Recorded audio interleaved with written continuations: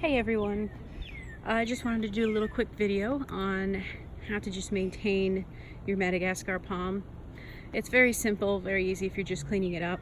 Before I begin, I just want to let you know that I do have a Facebook group on these beautiful plants. The link can be found in my description. So let's begin. Around the leaves it's kind of hard to see, but you'll see the other dead leaves like that, or leaves from other trees. This is my neighbor's Madagascar palm. It's roughly 5 years old. I watch it when she's gone back upstate, up north. As you can tell, this guy is standing straight up, which is great because these plants, there's not one plant that you want to fall on top of you because it's leaning. So that's something you want to do when you're maintaining it, especially if it's in a pot. You're going to want to rotate it because it's going to have a tendency to move towards the sun. So you're just going to check the leaves, remove any dead leaves. If you kind of see what I consider a bald spot like this, it means it's probably getting a little too much wind. And this happened a couple weeks ago when we had pretty much a couple weeks of rain and everything like that. It produced a bald spot because we had a lot of heavy winds. So that's how you would do that. Now I'm going to show you an example of a Madagascar when you don't turn it so it can stay straight up. I got this Madagascar like this, and it's about, I would have to say, 3 or 4 years old.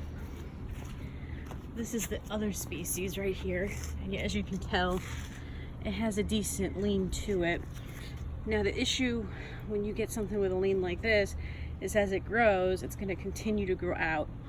So what I try to do is be vigilant on turning it so it can continue to go more straight up. Because the more severe the lean, the plant's going to fall over. And when they get to be fairly tall, they can fall over on people. And this is not a plant you want falling on you. One thing I would like to note, on this species, I've only really seen it, is sometimes when they drop their leaves, they tend to have thorns on them.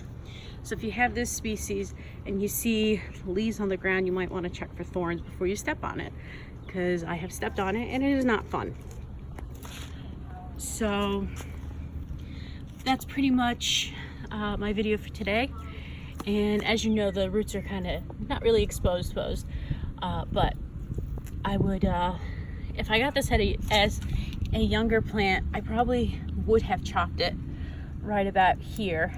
However, this guy is pretty big and I've never had good experience trying to chop these guys, so I'm just going to try to keep him going straight up as possible. So I rotate this pot fairly often. This one here is the second plant I added to it. Kind of helps counterbalance the other one. So they seem to be doing really well put together. So that's my video today. I hope you enjoyed it and found it very informative.